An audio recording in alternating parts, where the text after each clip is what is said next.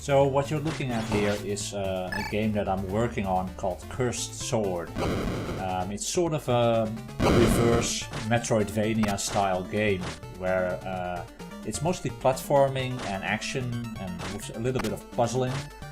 But instead of the player starting off as really weak and gaining more powers gradually, instead the game does the exact reverse, where you start off pretty powerful and the more bosses you kill, the more handicaps you'll incur and the less health you'll have.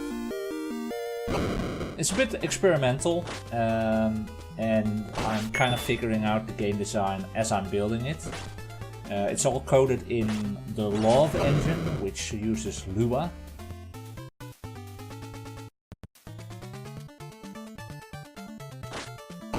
I took a lot of inspiration from games like Castlevania, Metroid, Mega Man and Zelda 2 on the classic NES.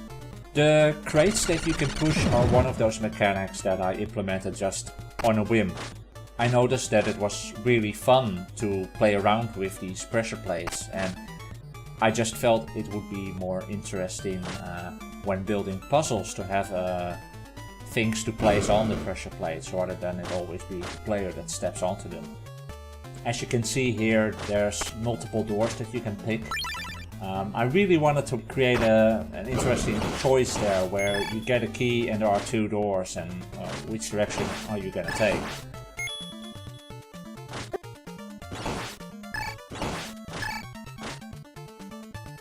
Interesting detail here, you can see the key up on the ledge. It's designed that way on purpose, so that as you're climbing these platforms, you'll automatically see the key. Here I repeat the same trick again by showing you something on the other side of the wall that will be important later on. And again here to show you which doors are opening when you activate the lever. The movement in the water is still very early. I'll probably change a lot about it. It's intuitive, but sometimes the swimming behaves a little bit weird. Again, you can see which door opens when you activate the lever. I made sure that the door and the lever were on the screen together. This is a trick I repeat throughout the levels. So with the movement in this game, I wanted to make it very intuitive. One of the things that I quickly noticed is that it really helps to have a difference in jump height. So right now there are 3 different jumps you can do. If you do a short press of the jump button, the character will do a very short hop. Then there's a medium jump and then there's the high jump. And that feels about right. I guess I could have multiple stages of jumps, but I think any more than 3 different jumps and you probably not even notice the difference. And right now I almost don't notice the difference between a medium jump and a high jump. So I will probably add more and more movement options as the game progresses. With a game like this, it is very important that the controls are quick and responsive and very reliable. With the treasure chests, it was really important to make the gathering of treasure and coin feel really rewarding. So I made it so that all of the treasure just kind of spews out. Every treasure chest has a fixed number of coin that it contains, and then it randomly picks the types of items that it will spawn to reach that number. Every treasure has its own gold value attached to it. So no matter what the chest spawns, eventually it will all add up to the same number regardless. This does mean that occasionally you'll see a chest spawn just one big diamond or just a whole lot of coins. A lot of these game mechanics like the switches and the pressure plates, I'm kind of implementing as I'm building the game. I did write a very basic outline for the game's design, but as I'm building the level I'm also kind of figuring out what I want and what is the most fun. This is not how I would usually design a game. Usually I like to plan it all out on paper first, design every minute detail of the game and think about it a lot before building it. But this is me putting aside those normal guidelines and just having fun and seeing what works and what doesn't. The enemies in this are very rudimentary. I only just implemented a sort of basic AI that allows the enemies to do very simple line of sight checks, and once they see the player they pursue you, they increase their speed and they attack. They don't have real attack moves yet, that still has to be implemented, and right now the mummies are the only enemies in the game. I made sure that it was very easy to hit enemies with the sword. It has a very large hitbox. And it feels very good. You feel very strong when you use it. You feel more in control. In contrast to a lot of other games from the 8-bit era, where you sometimes had to get really close to enemies to hit them. That is not the case here. Here we see a level transition. It's a bit of a tricky thing, because the moment the player leaves the screen, there's basically no collision. So you have to think of a clever way to do that transition and to also make it easy to implement in the level editor. Another thing I'm still on the fence about is how health is supposed to work. As you can see, there's this life bar at the top of the screen, and I'm not sure how the player should heal yet. Usually in games, enemies will drop some sort of health pickup. This is how it works in Mega Man 2, for example. It also works this way in Metroid. In Castlevania you can only heal by finding these pork chops that are hidden inside the walls, which makes healing a very limited resource. They changed it again for Castlevania Symphony of the Night, where you can only heal at a save point, or if you buy potions. That's also a very interesting way to go about it, because it makes money more useful. It gives players something to spend the money on. I'm not sure which way I'm gonna go yet. Dark Souls is a very interesting approach to it as well, where you have only very limited heals, which you have to keep throughout the level, and you can only recharge them at a bonfire. This is very similar to the mechanic that Castlevania Symphony of the Night uses as well, where you have to recharge your health at a save point. It's kind of similar. I'm kind of leaning towards that mechanic a bit. I like the idea that health is valuable and that the player is worried about getting injured during the levels, rather than just constantly grinding enemies to refill their health.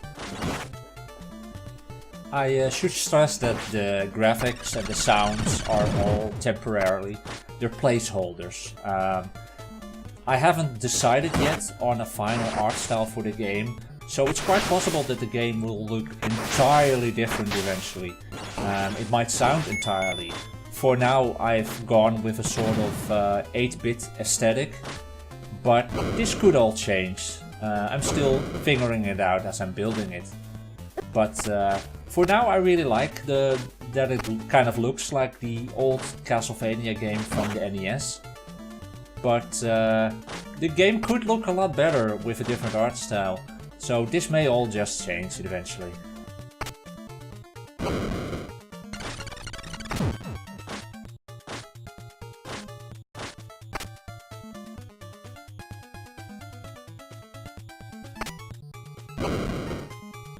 That green orb thing is an upgrade for the sword.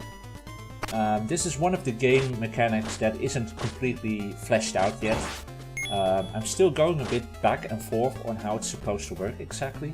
But one of the ideas I had was that you can sort of charge your sword with the power of your enemies. So by slaying them you kind of consume their souls, and this powers the sword.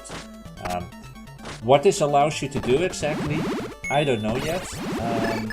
I was thinking maybe making it a sort of limited resource that you have to maintain that allows you to do special things with the sword. So maybe I'd want the player to charge it up before fighting a boss. Maybe you lose some of the sword energy whenever you perform a special attack, or maybe you use it if you take damage. I don't know yet. This is something I'm still trying to figure out. The main idea behind the game is that whenever you kill a boss, you gain a handicap. As you might have noticed, you can't swim in the game, and usually in these classic styled sorts of games, water is deadly. Well, that would be one of the handicaps that you could gain as you kill one of the bosses. And so the order in which you tackle the bosses determines the order in which you gain certain handicaps. And they may determine the order in which you want to do the different levels. As you kill more bosses, you lose more health. And the idea is that by the time you reach the final boss, you'll have the minimum amount of health left. And this would gradually make the game more difficult. I'm not sure yet if it would also make the game more fun. This is why this is a very experimental idea, and I'm still trying to figure it out as I'm building it. One of the biggest challenges when making this game is simply, is it gonna be fun? Because it's reversing a very popular style of gameplay, and I'm not sure yet if it will be fun. I noticed that the platforming is fun and the combat is fun, but will the main game mechanic where you incur handicaps be fun? I don't know yet, but I'm trying to figure it out as I'm building it. So it's a bit of a gamble, but on the other hand I like this sort of guerrilla style of game design, where you just start building and adding to it and seeing what works and what doesn't. As you can see, the game even has a day and night cycle, and it has different phases for the moon. This doesn't really have any function yet in the game. This forest area right now only has mummies as enemies, simply for the fact that mummies are the only enemies in the game right now. I was thinking of maybe implementing some sort of wolves as enemies here. Very basic. My main rule for designing enemies is that they should do something interesting. So the mummies have this charge mechanic, and if I were to implement wolves, they would have to do something new, like maybe they leap at you. They should do something different, otherwise it's just the same enemy with a different skin, and that's not very interesting. I think once I start adding extra backgrounds to the levels, it could all look a lot nicer. Because right now you only have a foreground and a single color as the background. And that makes the levels look very empty visually. So I think if I added a picture in the background, that would already do a lot, or maybe multiple layers. It would definitely help the forest areas look a lot more like a forest as well. The game has these fake walls that may look like real walls at first glance. But if you jump into them, they are revealed to actually be secret passages, and that's usually where I want to hide the treasure chests. I also want there to be villages that you can visit in the game. Right now I have a very rudimentary implementation of villages, where you can talk to NPCs and get hints and stuff. But there should also be merchants, there should be secrets to explore in the towns. Maybe the towns can also be the place where you rest and heal up. But this is all very work in progress, so what you're seeing here is a very early village. So this was Cursed Sword. It's still a placeholder title, I'm not sure if the game is actually going to be called that. Hopefully this will give a nice alternate look on how to approach game design when you're not planning everything out, kind of making it up as you're developing the game. Anyway, I hope you found this interesting. This is Rob, signing out.